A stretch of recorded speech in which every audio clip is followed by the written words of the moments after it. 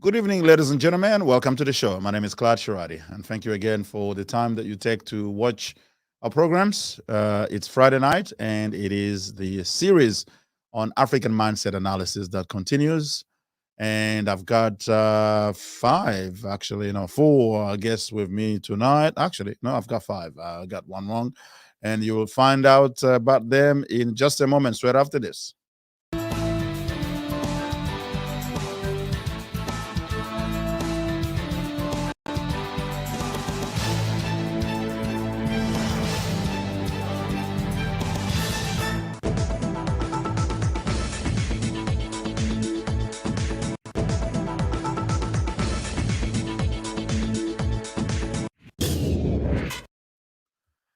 Thank you very much. We are talking tonight on this series on African mindset analysis. We're talking about neo-colonialism.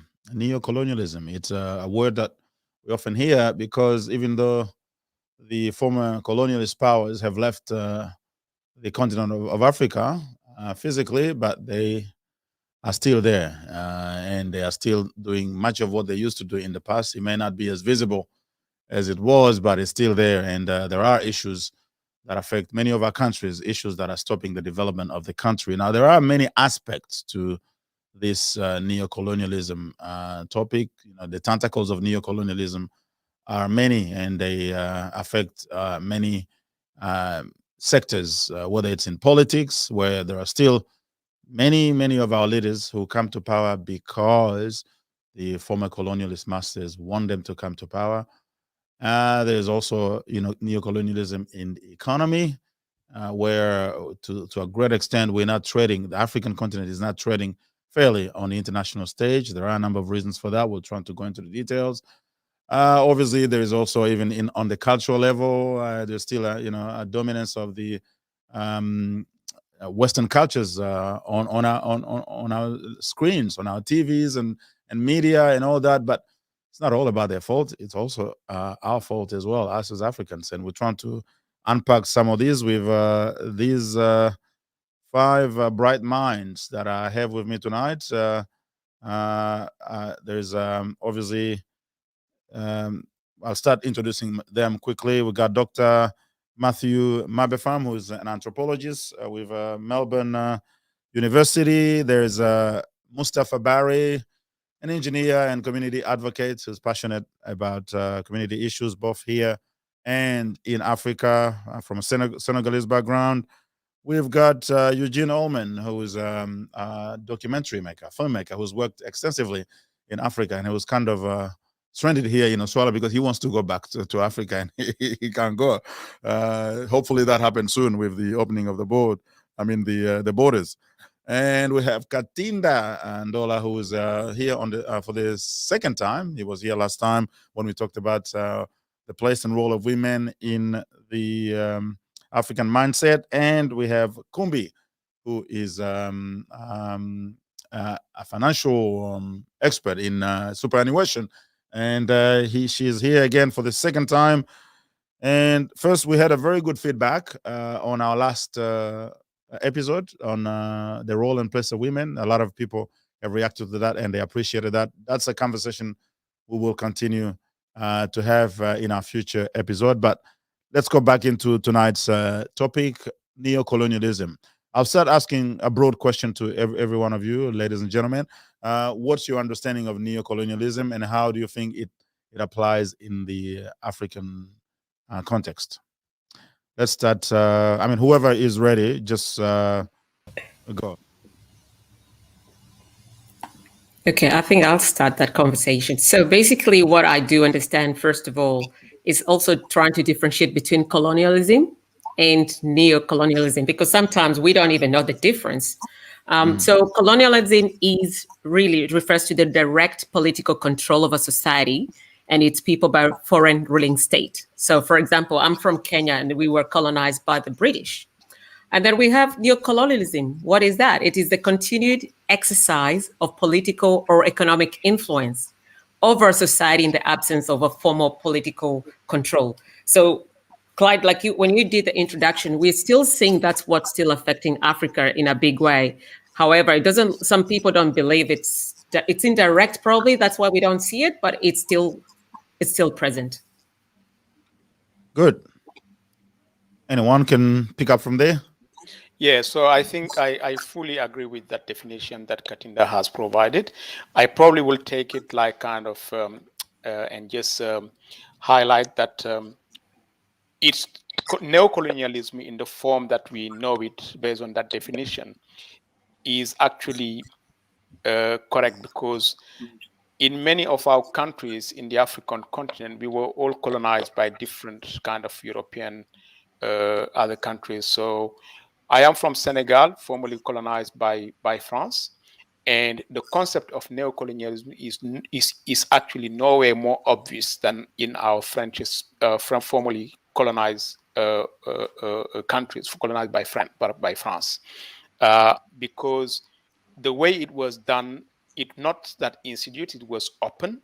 It was open and it was so blatant, and it's still going, and so much so that it's actually causing the young generation today has understood a lot of the mechanism behind that neocolonialism. And today you have a lot of backlash that France is actually getting from that, because there is a kind of people have taken consciousness of what's going on, and the currency of this formerly colonized French countries is actually a good example of how revolting that system is, and it still control the economy, still control the political system, and it's still trying to influence also the cultural way of thinking and everything. So it's not as, I think the English speaking countries or the African countries that were colonized by Britain or Portugal don't experience that neocolonialism to the extent that we are experiencing in our countries, and that's a shame. Yep. I think what I could add to that, I think that's absolutely true. I think that Britain certainly is not as perhaps aggressive as France continues to be. But having said that, I think, the United States maybe has come in and taken over some of the British interests. So it's still, it's just, it's done in a different way. But I think that what's really important is that if we think about when African countries gained independence, which was the majority was in the 60s, this coincided with the appearance of television in Europe. And I think that there was a changing trend where Europeans were no longer, they actually saw on the news what was done in their name. And the trend changed because the European population was not prepared to support their own governments in that kind of obvious occupation, that kind of obvious dominance. The trend changed. But I think that what was important for the European powers was economic control. That was more important to them than political control. So they were happy to say, okay, African countries, you can have your president, you can have your flag. We will do it for you. We will build it for you. It turned into a kind of franchise where the former French colonies became these sort of like miniature copies of the French system that was franchised to them, with the corporate headquarters in France continuing to look after all the interests and the currency and everything like that.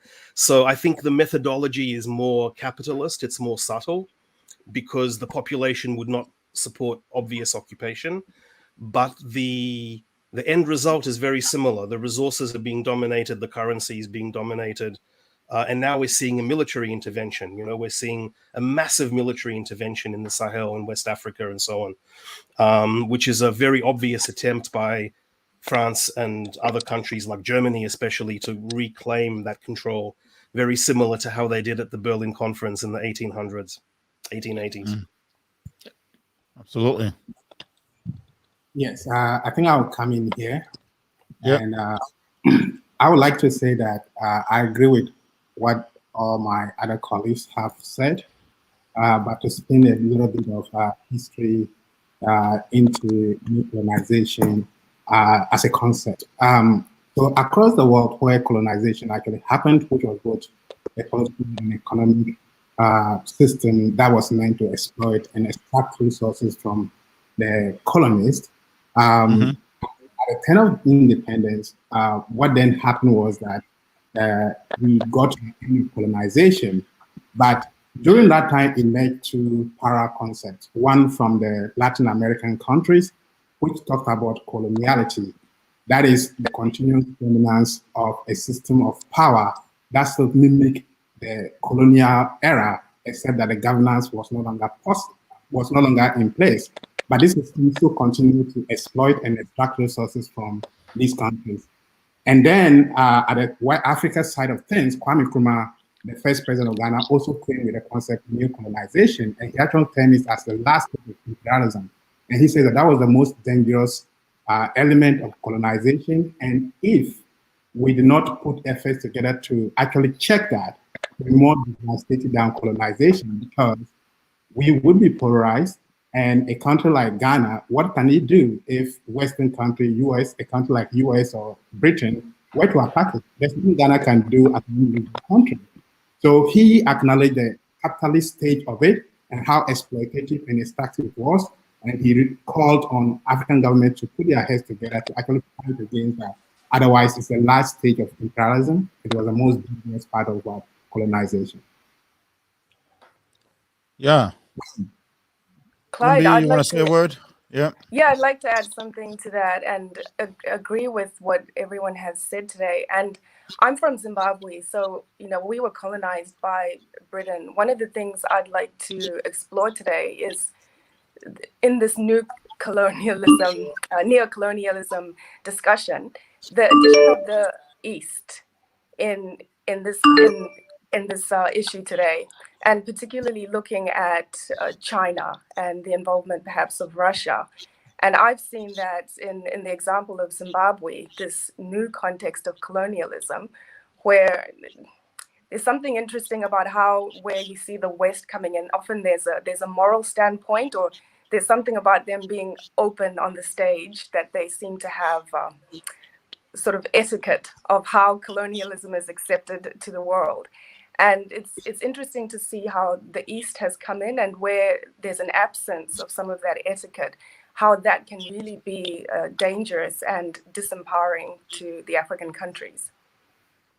Absolutely. Now, as we said earlier, there are a lot of aspects to neo-colonialism. Perhaps in this conversation, in this discussion, we're going to focus more on the trade versus aid aspect of it.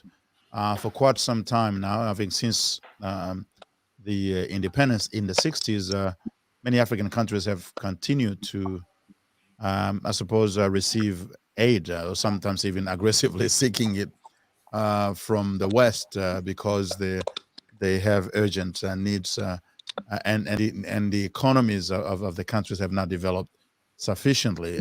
But that dependence on aid is problematic in many ways. It continues to facilitate that influence that people of Africa, as opposed to the leaders, would actually want to get rid of. But leaders who often come to power with the assistance of these economic superpowers tend to do everything that they are told, and then continue to rely on the superpowers to provide them with money to be able to meet the needs of the country, rather than to develop the economies and not depend on the country. But that's on the one hand. On the other hand, as well, trading on the international stage has had a lot of hurdles that have been put by some of the superpowers, which is not helping new and emerging economies such as those in Africa. So I want to ask you about what are your perspective when you look at the trade versus aid conundrum? Yeah. What I would say to that, to be honest with you, I think the trade versus aid component is actually also a subcomponent of the whole neocolonialism agenda. They work hand in hand. I'm going to just depict the example, for example, of France. France got kind of an agency called AFD, Agence Française de Développement, which is an agency for development that France actually is advocating, has been put together to help African countries in terms of aid and in terms of financing kind of initiatives and stuff like that. But in actual fact, it's not an aid as such, because yes, what they're calling aid in actual fact are loans. And those loans actually has a very high interest. And those loans actually, if it's to build infrastructures, they loan you money to build things for you, but they're going to be bringing their own kind of logistics, their own kind of human resources to do what you need to do, but you will have to pay with high interest for years and years to come. That's one thing. The other thing also, what is actually used to fund that aid is actually something that comes from a combination of the cheap resources that they're getting from our countries, because in the contract, when they have given independence to our countries, one of the conditions were that we have to make the resources available to them at a price that is a preferential price. That's one thing. The second thing also is something that comes from the kind of the deal that they have, the package they have put together in the management of the CFA currency, where we actually benefit from getting the currency that is manufactured in their country, in France, and they actually have the guarantee of that currency.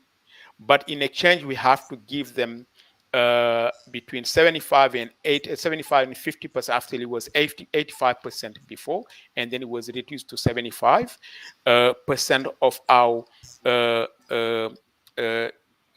the equivalent of our gross annual kind of revenue in gold that they put in their coffers. So any benefit that is generated from that is taken to put into a basket of what they call the aid, where they use that money to loan us, and after that getting interest from that.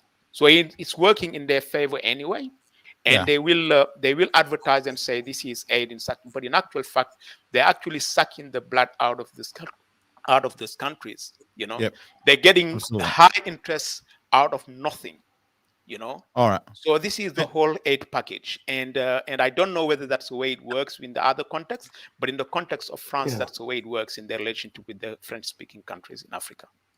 Before the next person intervenes, let me just remind those watching, you're watching African Knowledge here at Africa Media Australia, and we're talking about neocolonialism as part of the African Mindset Analysis series. We encourage you to share the feed through your network, and also if you can just put a comment to tell us where you're watching from, that will be that'll be great. Just tell us where you're watching from, so we know as part of our own audience study. So let's go back to the issue.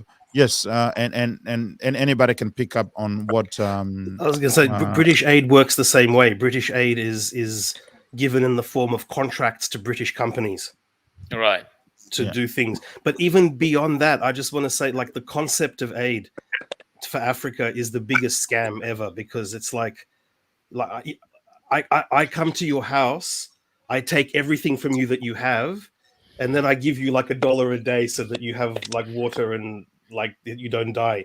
I mean, that's basically what it is. It's absurd. I mean, when you're talking about a continent that has basically all the gold, let's just forget about everything else, literally all the gold on the planet, like literally 99% of all the gold on the planet is in Africa, and the continent gets aid. It's the whole idea is absurd. It's a huge industry that makes a lot of money for all these, for a massive bureaucracy, and is also a propaganda instrument, because it creates this thing of like, Africa has to be helped. Africa is helpless. It's an image thing as well. Yeah, sure.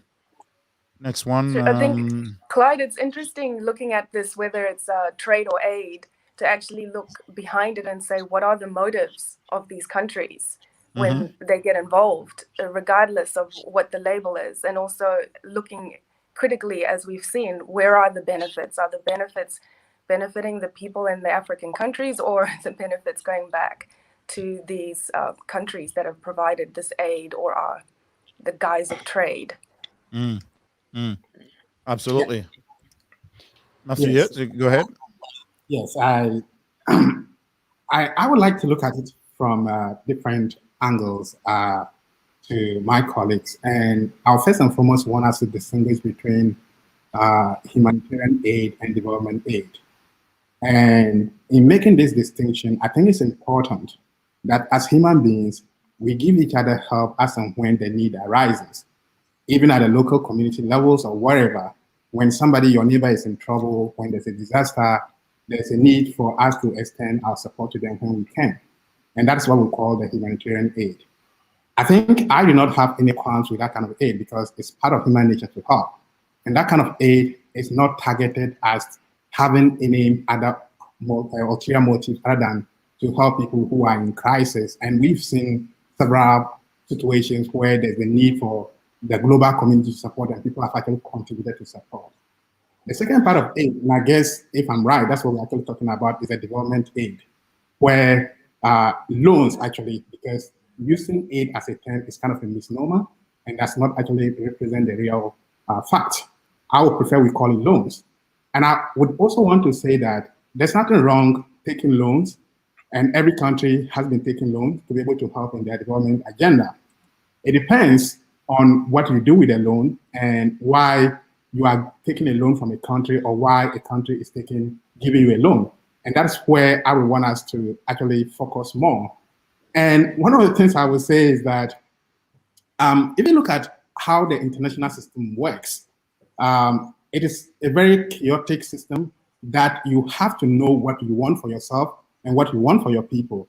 There's not going to be a time that somebody is going to say, oh, I'm going to do this just because I like Africans. It's not like that.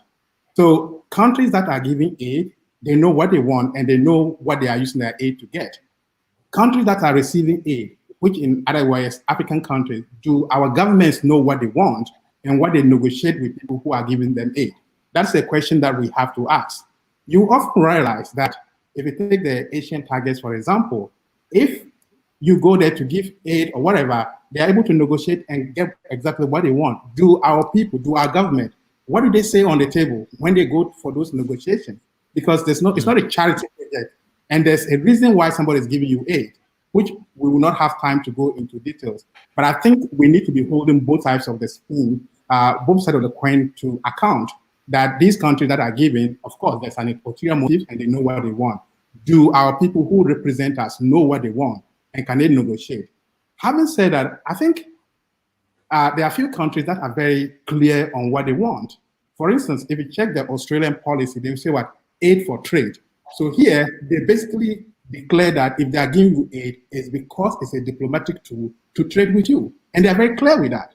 So if you are receiving that aid, it's an instrument to engage with you in terms of trade. Whether it's exploitative or not, I think it's the other side to negotiate well for itself. Yeah, so that's what I would say for now. But the effectiveness of aid is a little bit contentious. And the question is, what exactly are we measuring when we are talking about the effectiveness? And that's where I will leave for now. Absolutely. I do agree that we ought to look at these things on both sides, on the side of the colonialists or neo-colonialists, as well as on the side of the African countries, because, obviously it takes two to tango. And as much as we blame these countries for what they are doing, trying to take advantage as much as possible from African countries, many of them economically weak. But we also need to look at what is being done, both by our leaders and the people who, obviously are the ones that are supposed to either be receiving the aid or benefiting from the aid in some ways. Why is it that we have continued to have that mentality of wanting aid all the time and not being able to develop our economies? Yeah, I think that's exactly right. That's a very good question. Someone has, I think it's Eugene, has said something about image. I think we need to look at strategically what aid does to us. Does the concept of aid, whether it's humanitarian or whatever it is you call it, is it helping in any way in the marketing and in the image of our people and our continent? That's a question that needs to be asked. Do we have a strategy? Do our governments have a strategy around how to navigate with all these aid kind of phenomenon, you know, because at the end of the day, we should be kind of projecting ourselves into making our situation, making the condition of our people and the image of our countries better and better. And I don't think that's actually something that worries the African governments when it comes to image and development and stuff like that. And that's very unfortunate. I think we need to look at that. The answer to your question is no. I think it's not helping. It's doing more damage than good. And unless we have a strategy, a true strategy of development and articulating everything around it, will make our people growing up with the mentality of waiting for for others to help them instead of thinking for themselves. And that has to change. Mm. Yeah. I think it's very hard for African leaders to find that balance between, you know, pleasing the dominant economic elite of the world and doing something beneficial for their people. It's a very difficult balance for them to find, as we know, for example, from the lessons of the experience of someone like Sankara, for example. Mm. Yeah, Sankara has tried to really get his people to stand up and you know, fend for themselves, and Africa in general to I suppose start a new way, a new paradigm. But then quickly, as it has happened also in many other cases, when someone does like that, the superpowers find ways to Get get eliminated. them out of the picture. Yeah. Clyde, Go I ahead, wanted to add, Katindes. yep, I wanted to add, you know, like, you know, it's based a lot on, of course, on corruption as well, because we as African people almost believe we're not capable. You know, we've been made to feel we're not capable, and we're just continuing with that. And what I think what we don't need aid, we need trade. We need to be able to trade, because what I see is when we get aid, we depend on other people. But then at least when we trade, that boosts the economy, it boosts the confidence and self-esteem of the people. And it also develops, you know, generates opportunities for work as well. So I think it's us as Africans have to really stand and say, well, we know we've got the resources, we've got the capacity. Why can't we just start doing something about it rather than sit and wait for handouts? Because I think we got used to that. That's why we're in this mess. Yeah. Yeah, and then there is even new masters coming into the whole picture. Chinese are coming into it, and as much as we've had to deal with the Western powers, and we should learn from what they've been doing, and we're sort of now opening the doors to Chinese who are kind of trying to get as much as they can, and it's kind of the same game being played. We haven't learned much, have we? I think about a decade ago, this debate that we are having today generated a lot of intense conversation in academia, even in public settings. And the Zambian-born economist, Dambisa Moore, actually led a crusade to say that aid was what was actually holding African countries back and leading to a lot of corruption. And there's no anything to actually show that aid was actually leading or improving the development status of people. She received a lot of backlash from people, and I've seen public debates where people have just come for her for not actually being sympathetic to the African situation. But of course, the point I'm trying to make here is that I do agree with her perfectly that aid is not a way to develop any country, and aid should be a temporal measure. It should not be a permanent state of being for any country that wants to embark or develop itself. That is not the way to go. But having said that, I think it's important for us to begin to see what are other ways that we can actually embark to actually develop. And I think here again, there are a whole lot of resources that we can fall back to. And as you know, the World Bank or International Monetary Fund categorization of countries, we are all beginning to appreciate what Dambisa Moore said. And the reason I'm saying that is countries, for example, if you take Ghana, which is lower middle income status, or Kenya, which is also in the same category, the ability to actually assist them is now very minimal. So therefore, it's no longer a choice whether you can get aid or not. You need to think outside the box because aid is no longer available to you as it used to be in some years back. So that has led to a concept that we call development beyond aid. And all countries have to, even if they hadn't thought about it before, this is a time for them to think that since aid is no longer the main instrument of development, what can we do? So that's where we are. I agree perfectly that trade can fill in the gap, but I think that trade in its entirety cannot be the solution to it. It needs to be a mixture of things, because when we just think that trade is the way, we assume everybody has what it takes to actually compete in the market to meet their needs. And that's not actually the case. Either people have skills that are not needed in the market, and people have some conditions that will not permit them to be able to compete in the market. So there needs to be a balance where there should be other mechanisms which might be state-led, and the market actually comes together to actually meet the needs of the people. And that is the only way I would propose we can embark to engender development.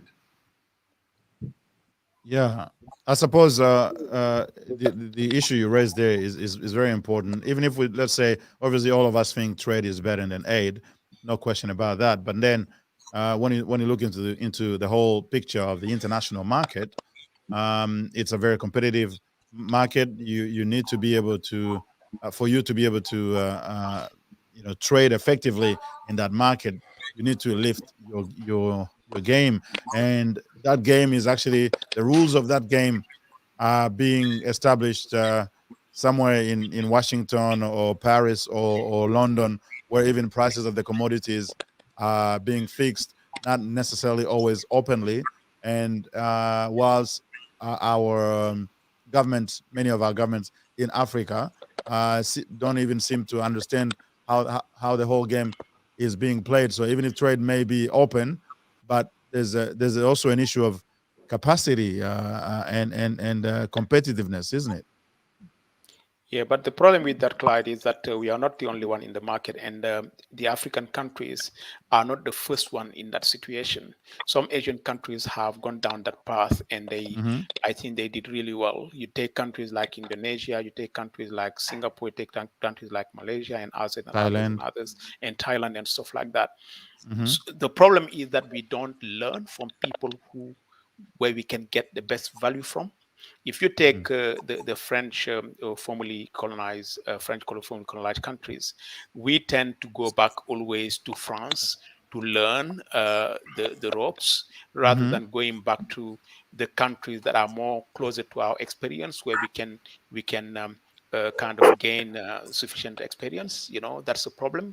And I think the thing about the fact that we don't have control, or we don't understand the game in trade and all that, I don't think that actually would be convincing. We just happen to have leaders who don't think outside of the box, who don't have the guts to try different strategies for the benefit of the people. And in most the instances, I think we do have leaders who even don't have an understanding of the concept of what is the interest of the people. So when they go to these negotiating tables, they know that when they're signing contracts, what it means to sign a contract that is beneficial for the interests of your people, or that is not beneficial for the interests of your people. If you have people who go and sign contract to exploit their resources, where 90% of these resources goes to the country that formerly colonized them, and only less than 10% come to for your country, I think that's just a blatant kind of demonstration that they don't have a clue of what they're doing, and that's a shame. Yeah, absolutely. And that raises the issue of capacity there.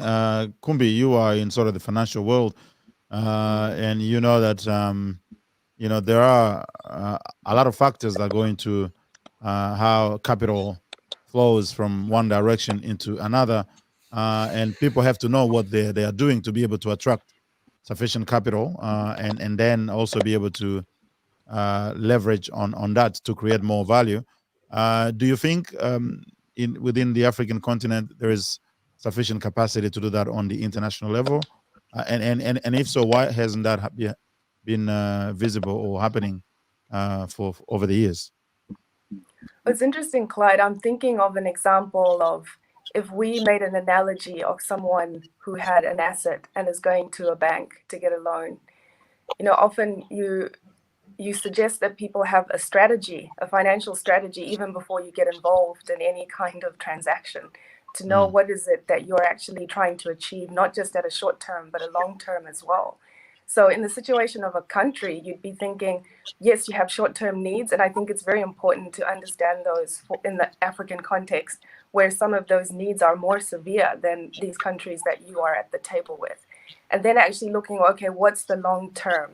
Because some of those issues do not come to roost until some time later, when you think about the impact that some of these loans have, where a country has mortgaged away their resources, say, for the next 100 years with mining rights or what have you.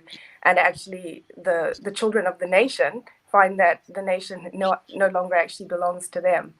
But my view is looking at what's obvious, and as far as limitations and getting those out of the way, I think it's important to actually be very clear if there are impediments such as corruption, to look that straight in the eye. If you've got your representatives, your government that is your representative in these transactions, and those representatives don't have clarity or integrity of what's actually going to be transacted, it's an impediment. So I think good governance is something that's very essential. Strategy and good governance. Strategy and good governance. Anybody wants to add anything there? In fact, I can add something quickly and give you the opportunity to make even more comment. I remember watching a documentary where in Congo Brazil, President Lissouba, who won the election sometimes, I think it was in mid 90s, and he was trying to, I suppose, get some of the control back from the French because Total, which is a big French oil company, was basically running the whole petroleum industry in the country. And President Lissouba says the country, the Congo Brazil, could not even tell how much oil Total was taking out of the country. So because it's obviously it's an offshore refinery, and they set up the whole thing. They run the whole thing. The government is not even able to tell how many barrels of oil the country is actually taking and selling. So there's and there are many examples of that, where not only the government has no clue, and then the people who are being sent to negotiate contracts or loans also seem not to have much clue at all, and it looks like it's sort of a vicious circle. How do you break it? And what you have just described is still happening today. We don't have a clue, we don't have control, we don't have visibility of what is being exploited and being taken away. And the example of Congo Brazzaville that you just mentioned, the other thing with that example is that the Congolese government for decades had no idea what is the amount of petrol that is going out. That's one thing, of crude oil that's going out. The other thing, the French have already told them, your crude oil is of very bad quality, so you're going to get it very, very cheap because it's not good. For a long time, they never bothered checking. And so they were selling it very cheap. And after that, they realized actually they were being fooled all along. And these are the kind of things, what I'm saying, that we are not going and learning from people where we can get kind of the good lessons of and experience, So if those people have gone and tried to just get to double check what they've been told before signing this kind of contracts, all this wouldn't happen, And then all that comes back then to politics, because obviously economy is linked to politics, or politics determine to a great extent the health of the economy. So is it all a political leadership issue, or is there more to that? I think a big part of it is leadership, because the leaders are obviously part of this system that they're benefiting from. I mean, they're part of the system that put them in power in the first place.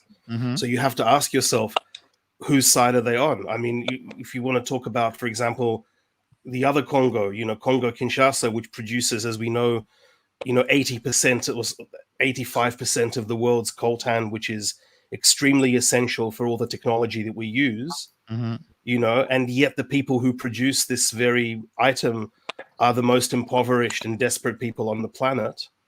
What is the government doing? I mean, why can't the government, in theory, should simply say to the international market, I'm sorry, you're not getting any of it until we set the prices and people have working conditions and so on. But they don't care, because ultimately we have to ask ourselves, if they did care about their population, how many decades now of African independence, which African country is introduced a social security system? Yeah. So that's how much they care about the citizens. All right, Matthew, I can see you wanting to add something there. Go ahead. Jump in, especially on the issue of leadership, and I want to look at two main things with regard to that. So definitely, there's need for us to distinguish different forms of governance and how people get into position of leadership in different African countries. That matters. I do know there are some countries that people use all kind of ways to get into power and remain in power forever. So in instances like that, I think it's an issue of leadership, because if the people who are representing their countries using whatever means to get there and stay in power and do not care about the interests of the people, but the interests of themselves, that is highly problematic. I think the list for those governments who have been hiding their wealth has just been out. And I don't know how many of you watch how many African countries have been part of that list and which governments are part. So I do understand that, especially in areas that we don't have democracy and there's still autocratic rule, it's difficult to actually bring people in because they are actually being held against their will. And here, I would hold their leadership entirely responsible for what is happening, in the sense that they don't actually care about the people. If they did, then the well-being of the people would actually matter. The second bit I want to actually look at is other countries that actually have well-working or functioning democracy, where the interests of the people are actually reflected when they go to polls. And I'm coming here, I don't want to put the blame squarely on only the political leadership, but the citizens as well. In that, what we take into consideration when we are electing these people, because we hold the power to put whoever is there in power. So if we do not take into consideration the capacity, the capability of the person to be able to negotiate and represent us, and we base on other factors such as ethnicity, such as religion, such as classism, to elect people who we definitely know that this person cannot serve our need. But because I have close affinity with the person, I need to elect or vote for the person because there's one of my own there. If that is the case, and in which many countries that have democracy that has been happening, then we cannot squarely put the blame on only the leadership and leave the citizenry who actually elected them there, because we are all of the same. We definitely know that this person cannot represent our interests, but because of our affiliation, such as ethnicity, such as religion, such as classism, we put the person there. So we cannot therefore devoid of the calamity or whatever problem that the person is messing up. We are all part of the whole. So I would like to make those distinctions. Yeah. Yeah, okay. Anybody else wants to add anything there?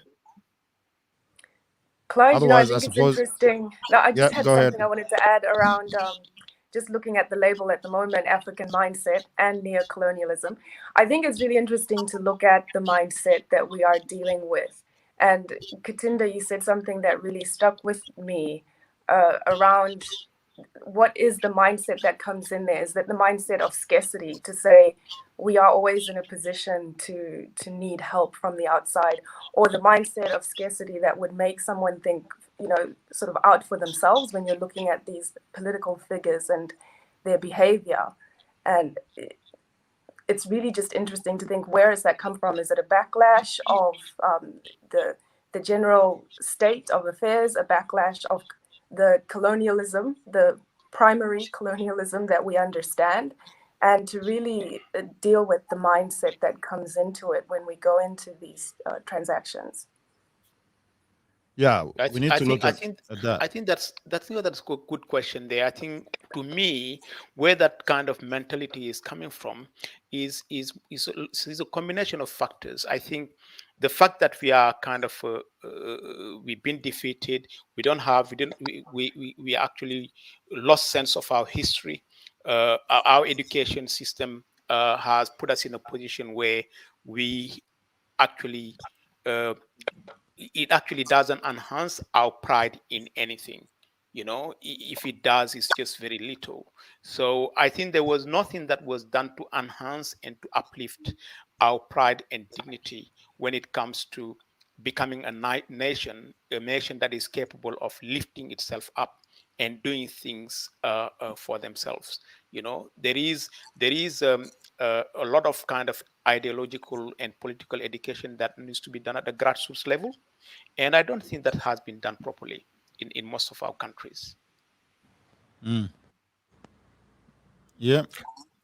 I think And also people's the culture and the skills and the tradition have been really devalued. I mean, if you compare, for example, the global respect that's given to, for example, the farmers in France who produce grapes for champagne, to give an example, which is considered like, these people, I'm sure, and you compare that to the respect given to the producers of like the greatest coffee in the world in East Africa, mm. and you see like who's valued more, why, do they have the same standard of living? Do they have the same, is their tradition valued to the same extent?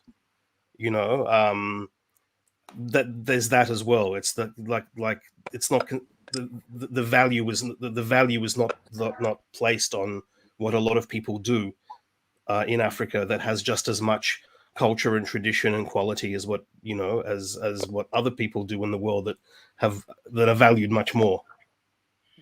Yeah, and I suppose another element that can come into this when we talk about trade is the way African countries sort of band together to have some sort of weight on the market. Because we've seen a lot of time, for example, when one colonial power or one economic superpower is unable to get raw material or any commodity from one country, then they will just find a way to get Yeah. to the other country. While if they were these people were together, say, okay, this is how we're going to trade our resources. They are ours, and you either get this or you get nothing. Then they would be stronger in a better position to negotiate higher prices, because these people who come from the West, and we can't necessarily always blame them for wanting to get these commodities as cheap as they could, because that's part of the game in terms of business. It's also a responsibility on those who have these resources to organize themselves in a way that will give them the best price for this. And even at the level of where, let's band together, let's come together and establish rules on how we want to trade for these commodities. That has not been happening. We see now that it's starting to change. There's a new narrative in Africa about trade within Africa, and that is encouraging. But why did it take so long? And that's where I would start from where I began with this conversation with his introduction of neo-colonization. When they met in Ethiopia in 1963, he told his colleagues that unless they left Ethiopia as a united front, there's nothing that is going to work. And he posed the question, what can Ghana do if US wants to exploit Ghana? What can Ghana do as an individual nation? It cannot do anything. What can Zimbabwe do if a superpower is coming to Zimbabwe? It cannot do anything. And he asked those two questions, and he said that the only way that economically, even though we had gained political independence in principle, the only way we could gain total independence economically was to move or to leave Ethiopia in 1963 as a united front. Of course, that did not happen. A lot of people rubbish it. We are back to where he started. And I'm beginning to see the Free Continental Trade Zone, which is the largest in the world, which has just been established in Africa. I'm hoping that it will be a vehicle to liberate us economically, because until economic independence is gotten, We are not going anywhere. We are going to be discussing these issues. 1963, these issues were discussed. Today we are discussing those issues. What happened? Exactly. What happened? And sorry, I'm not sure if you finished your point. Yeah. No. Just it's okay. Go ahead. I just wanted to make a comment about what Matthew had just started. Yeah, go ahead. Go ahead. Now, what I was going to say for this economical zone was like for it to work, there are some kind of preconditions that needed to be fulfilled. At the moment, we don't have even the basic conditions for trade to happen between neighboring countries. For that to happen, we need to have the means of communication, like, for example, for the goods to go from one place to another. Infrastructure. In a way, infrastructure has to be there. You have to have you have to have road, you have to have a railway system, you have to have so many things that should work. At the moment, my understanding, I'm a bit pessimistic about that. I think we actually jumping the gun. It's going to be just a piece of paper that people would have signed, but in actual fact, in terms of concrete steps, in terms of developing trade, nothing will happen because the infrastructure is not there. It's very hard for you. It's easier for you to trade with an European country today than to trade between Senegal and Ghana, because the means of the infrastructure is not there to move the goods from one place to another, and that's the problem. That's the result of colonialism. The infrastructure that was developed deliberately damaged inter-African communication in order to increase communication between Africa and the colonial power, and that's still what's happening today. And therefore, I think that the conversation should not be about aid, but rather about reparations. And again, you know, like the damage has to be undone. You know, an infrastructure was built that damaged Africa on purpose. And in order to correct that, an infrastructure has to be built that actually allows Africans to resume normal communication and normal trade. That would be reparations, right? Absolutely. I personally agree with that. I think one of the things that I have been always thinking, why can't we have a railway network? A railway network in each country, and those railway networks to be interconnected with each other. You know, I'm not talking only about roads. I'm talking about railway networks, 100%. Road and the system and all that. So we can communicate, we can go and to one place to another in a way that is going to be fluid. You know, today it's very hard to travel from one country to another in West Africa. I'm not talking about West Africa, but also even in Central Africa. And that's a shame. You know? It's even much worse in Central Africa. It's much better. Southern Africa has a very good role. The Southern African countries have very good road system. And when you get to Central Africa, like in the Congo, it's a disaster. You can't go anywhere. And even people, just imagine wanting to get a few containers from Congo to, let's say, even Senegal. There is no direct shipping line that would actually do that. So even if you wanted to do trade, you would be quite stuck. You would have to use air cargo, but that's very expensive and all that. So Matthew, I can see you wanting to make a comment. Go ahead. Yeah, I'm very happy that myself and my senior brother Mustafa are disagreeing with each other with regards to the free continental trade and whether it's the way to go, even though with the challenges. And I think that in principle, it's a good idea, and in practice, it's kicked off well. These other challenges, we have to fix them as we go. We cannot have perfect conditions before we start. We have to, because the same conditions and the same issues we complain about 1963 and onward are still the same issues that we are talking about today. The question is, we need to move beyond that, and we need to be asking ourselves, what do we need to do? And I think that things like that are a starting point. And yes, there are a lot of restrictions in terms of transport, and we are not able to move around. But and excuse me, the Francophone Africa, for want of a better word, I don't actually like that term. It's a little bit, difficult to engage with. But if you check a country like Nigeria and Ghana, almost everywhere you go in Ghana, there are Nigerian goods that are being sold. How did they get there? With or without a free continental trade, it was there. I think what we need to be looking at, and that's where we need solidarity as an economic system in Africa. A country like Nigeria, South Africa, Kenya, they hold the power to African economic system because they have the numbers, you know. And when they come together with us, like, let's share what we have, let's trade among ourselves, regardless of conditions or the challenges, we will work along them as we go. So for me, I would like to start from a positive note that since this in principle has taken off, let's all give the support that we need and fix the challenges as we go along. And with that, I'm optimistic. Yeah, Yeah. I guess Katinda, yeah, go ahead. You've been a little quiet. Yeah, I just want to make a quick comment that the key to Africa's political and economic transformation is really good governance. I don't know how we're going to do that, but that's where we need to start. Because if we have corrupt people, nothing is going to move. We'll still be having this conversation in 100 years' time, talking about the same issues. Absolutely, governance is important, and I suppose it does depend. Governance leadership depends on first how people get to power, because how you arrive in power will determine a lot what you're going to do when in power. So when these people, many of our leaders come to power, and I guess the situation is much worse in many so-called francophone countries than in the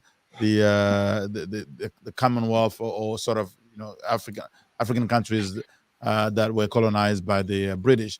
But when we see these cool things happening again, it's like history repeating itself.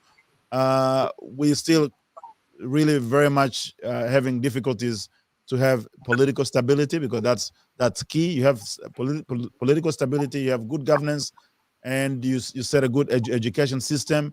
You've got those three ingredients to start that journey of economic development. But it looks like it's a big issue. Now let's go back and as we're probably going to go for another 10 minutes or so before we finish, and let's start looking at what specifically could be done. But before we get there, just one other comment from me in relation to the African Union. I do agree with Matthew that even though obviously we still have a lot of issues, at least we have to start this conversation about continental trade, and these discussions have started. There are still lots of challenges to be addressed. It's going to take a lot of money to do that. It's going to take a lot of willingness, but the AU has been often very slow. Even the issue of African passport, which should be very simple to put it together. They've talked about it for years and years, and it's still not happening. Now, obviously, they say you can go with any African passport, you can enter any other African countries, but it's taken more than a decade just for a simple thing as that, and they seem to be very slow. Why? Because we rush things, because we jump the gun. Even the thing about the African Union, again, Matthew, I'm sorry, but I was skeptical about the African Union itself.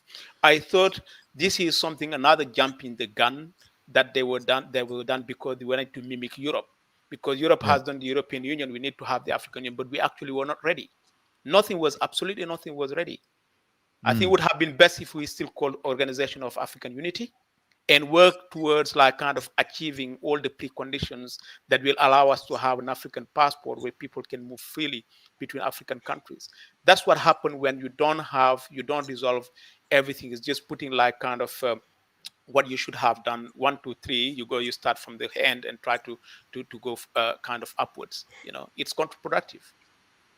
Yeah, I think again here, and I would like to kind of toe a different line in terms of us and us trying to mimic European Union. If you look at African Union, it emerged of its own context, and it does not actually, it's not mimicking what European Union is.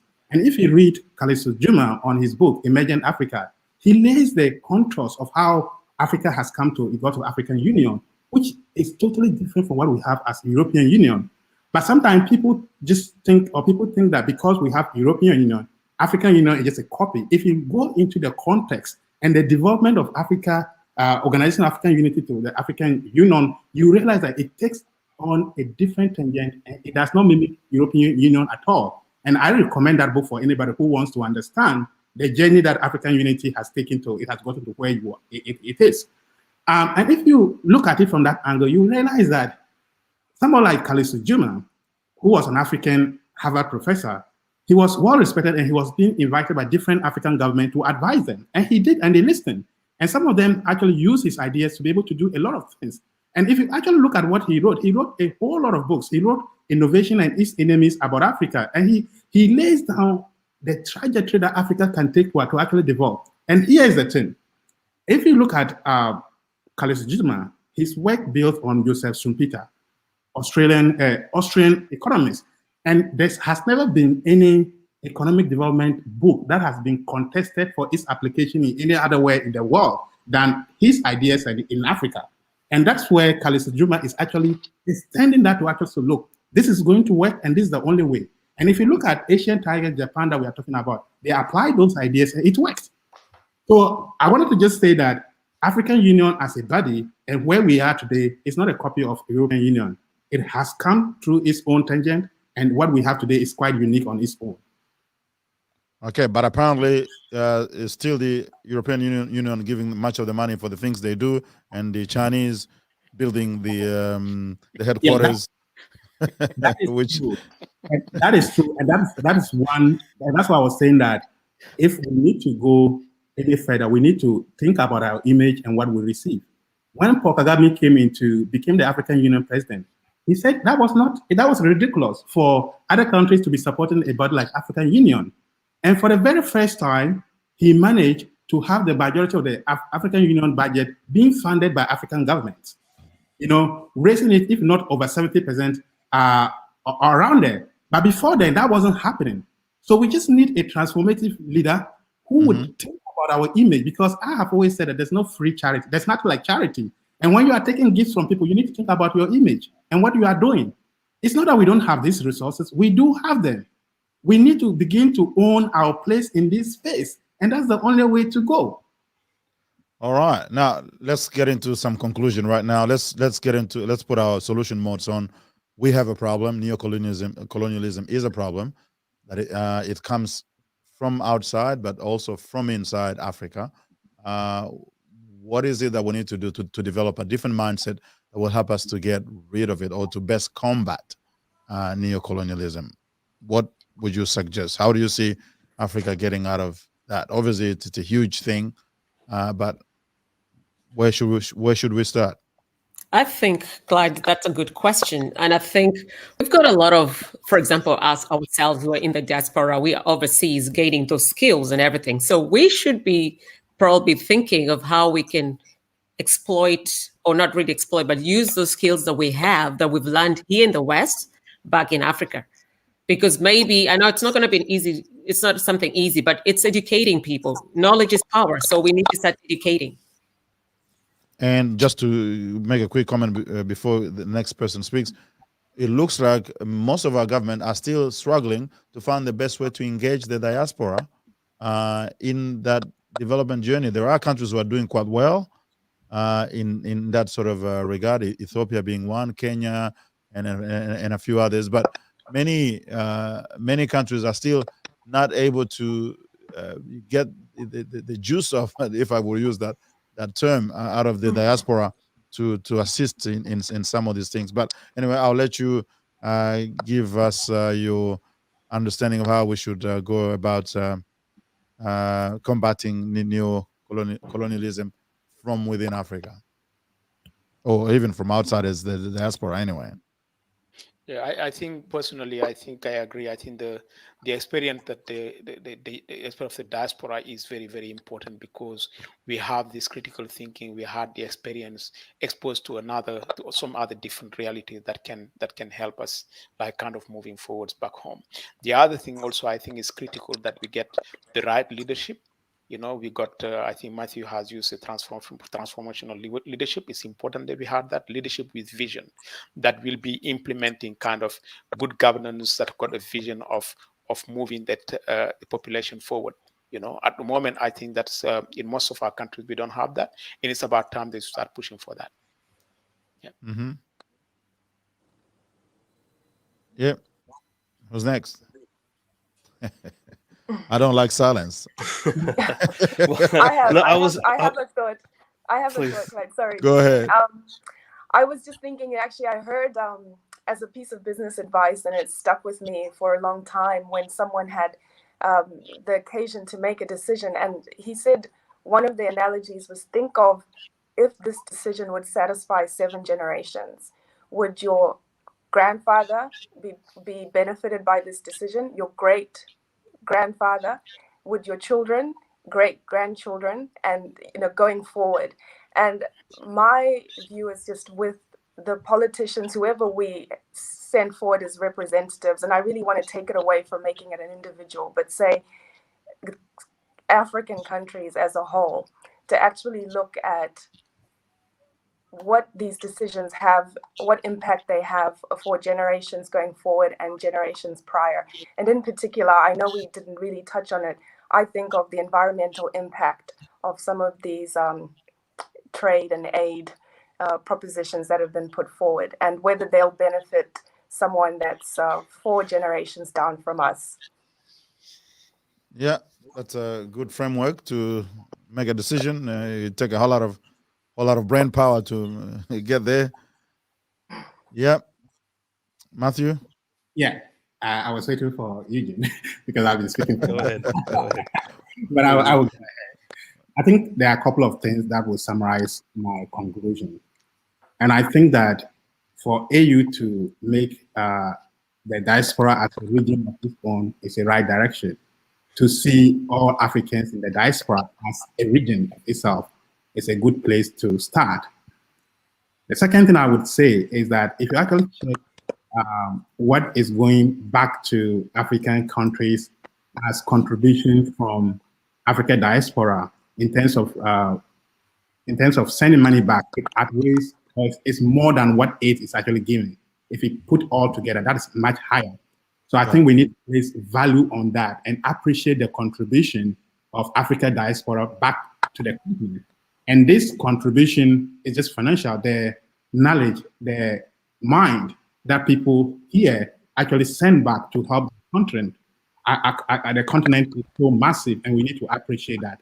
And lastly, there's a lot of unemployment in different African countries, and some countries actually have people who have the skill set, but they're just sitting there being wasted. I think Ghana has started a partnership where it exports its nurses to the Caribbeans, and portion of the money they get from working in those countries comes back to the government. So we now train nurses where we export them because we have too many nurses that are not being employed. So other countries that have trained professionals that they outweigh what the country actually needs, we can consider exporting that, and it is beneficial. That country that we are exporting them to benefit, and we benefit back as a country, and the individuals benefit, and they put their skills to use. So I would like us to relook at these things, and African countries should pay attention to this. Yeah. Eugene, you last. Well, look, I was just thinking, I mean, I have my fantasy solutions, which is things like, the African Union, demands reparations from the former colonial powers and refuses to export to them, and that sort of thing. All natural resources and mines and petroleum are nationalized and are used to build infrastructure. I mean, that's what I think should happen, but obviously that's not something that can be done tomorrow. That's why I call them sort of like fantasy solutions, at least for now. So if I think like what could be a first step, I think propaganda it would be huge. I think we need a very strong propaganda information campaign to promote African solutions, African skills, African ingenuity, African history, and really, I think a lot can be achieved with influencing the narrative and how it's perceived internationally.